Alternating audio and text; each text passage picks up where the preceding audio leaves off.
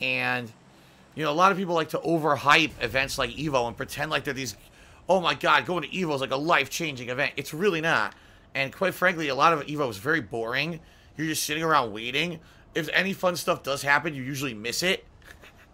So, they like to say, oh, EVO, there's so many EVO moments every year. No, there's not. No, there's not. EVO is boring. Most video game tournaments are boring. I hate to tell you.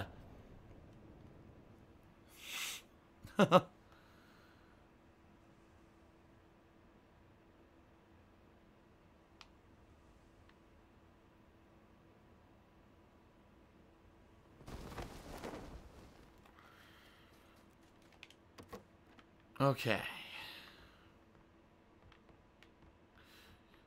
The thing is, a lot of people want to try to romanticize video game tournaments and EVO and stuff like that to make it seem like, oh, if you didn't go, you really missed out. When in reality, you didn't really miss out on much. I'm being real here. As someone who's been around the block and been to EVO and been to other tournaments, they're not exactly the best experiences. Especially if it's not really well run, or if there's way too many people. It just becomes more of an annoyance than anything else.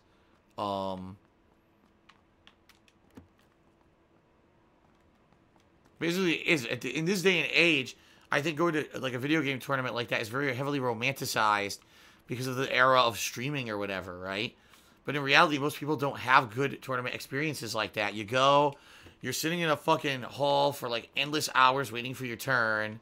You're bored as hell. You're not. If you leave, you have the chance of missing your turn. So therefore, you missed the whole reason you went to the tournament. You wasted. So you end up, you know, sitting around waiting.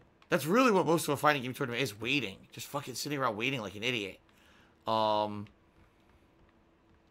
you finally get to play, a lot of the times you ends up being such a built-up, burnt-out situation, because if you're just sitting there waiting all day, of course, now you're going to overthink yourself, and you're going to get all, oh my god, finally it's my turn to play, and now you get all nervous and shit, because you realize you wasted your whole day just waiting for this one fucking match to come, and what happens if the match doesn't go right, right? So... video game tournaments. The best part about video game tournaments, especially Street Fighter tournaments, is actually not the tournament play.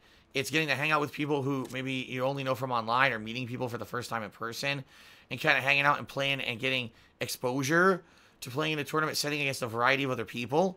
But it really is the casual play matches that are more valuable than anything in the tournament. Mostly tournament plays only matters to those who have a chance of placing anyway, which isn't a heck of a lot of people. So really, it's the experiences around the actual competitive play that makes it fun at a tournament. It's not the actual sitting there, oh, dude, EVO moment this, EVO moment that, EVO, go fuck yourself.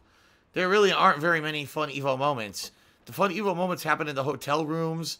They happen, you know, casually playing a side tournament. That's the fun stuff at EVO. Not the main fucking tournament. The main tournament's like fucking boring as fuck. A big time waster, just draining. It's not fun. And it really only matters to those who are going to place top anyway, so... there you go. Oh! Okay. Someone randomly ran into me with a nice assault rifle and killed me. Delightful game. The Socialist National did a cheer and said... I feel the same way. I have about 6,000 hours into Dota 2, and I stopped playing. Watching competitive play is boring, and everyone feels like a bot. There you go. Extra Cheese instead of 250-bit cheers as the top cheer is too damn low. So Extra Cheese has now obtained the top cheer for the night. Thank you very much, Extra Cheese, for that. At the very same time, Eternal Napalm did a 200-bit cheer. He would have been top cheer, but he missed it by a few seconds. He says, you should get a ball python and have it around your neck on stream. They're really cool and docile. Sounds like a great idea. It's just what I need. I don't have enough things distracting me from playing games. I'm not bad enough. I also now need a wild animal on my neck. Yes. Well, Extra Cheese, thank you very much for the cheer tonight. I appreciate it. You are now the top cheerer. Huzzah, huzzah. Thank you, Extra Cheese. I appreciate that.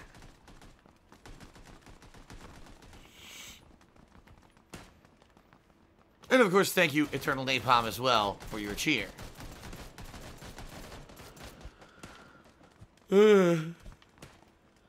Ugh. Ramen says, what are my thoughts on Donald Trump blaming video games for violence in kids? Gee, I don't know. What are your thoughts on Donald Trump not even knowing that there's a video game rating system? Anyway.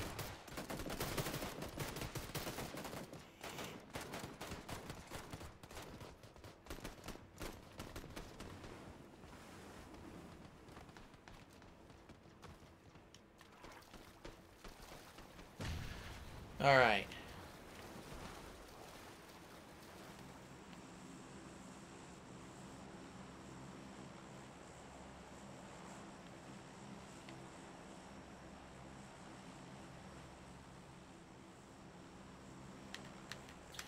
Where do I want to drop? I don't know.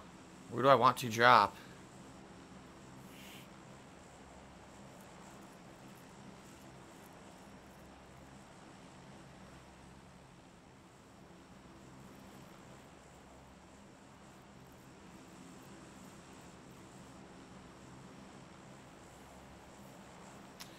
Gee, I guess I'll drop on Military Island since that's where we're headed. I might as well. I almost never do, too, so this will be different.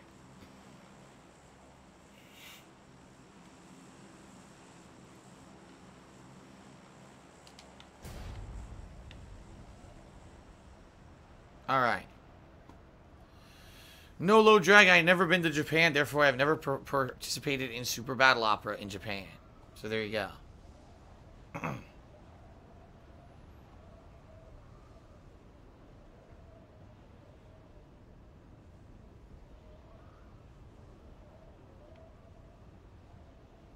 Here we go.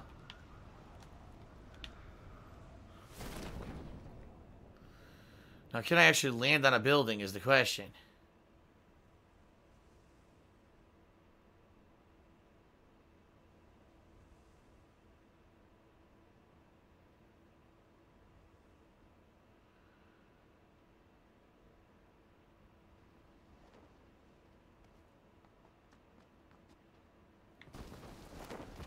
I had to miss because the guy had landed right next to me, so I might as well just commit suicide.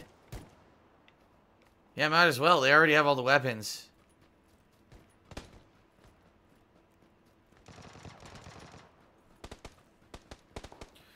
Mackenzie did a cheer and said that the Last of Us 2 director hinted that the Naughty Dog's next game will be a first-person game. Do you think the games and stories are better first or third person? It doesn't matter.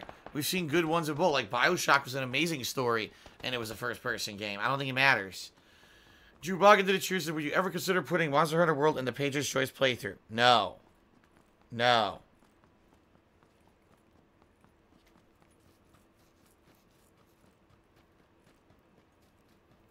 What are the chances I'll find something good over here?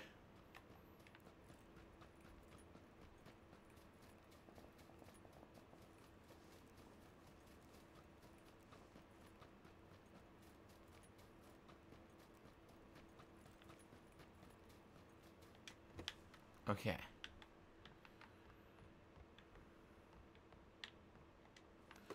Apparently not very high.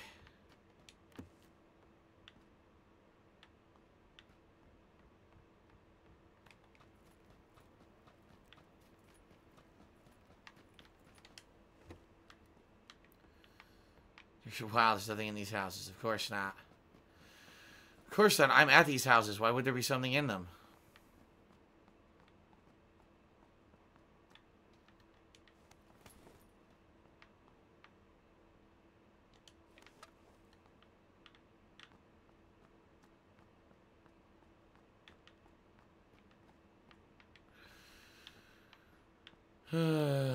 Nothing. Great.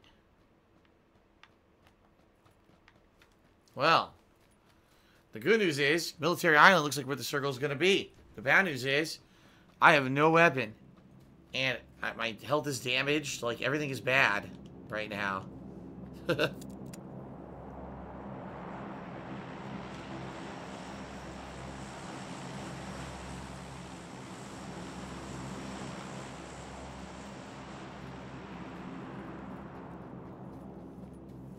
Alright. Eternal Napalm did a cheer and said, I finally got around to playing Doom 2016. It's the best single-player shooter I've played since Half-Life 2. It's really good. It's throwback. That's why it's so good. It really does play like a classic-style first-person shooter. It doesn't pull punches. It's difficult, but at the same time, it's fun. The slaughterous animations and everything are really sweet. I liked Doom. It was one of my favorite games of the year that year. Yep.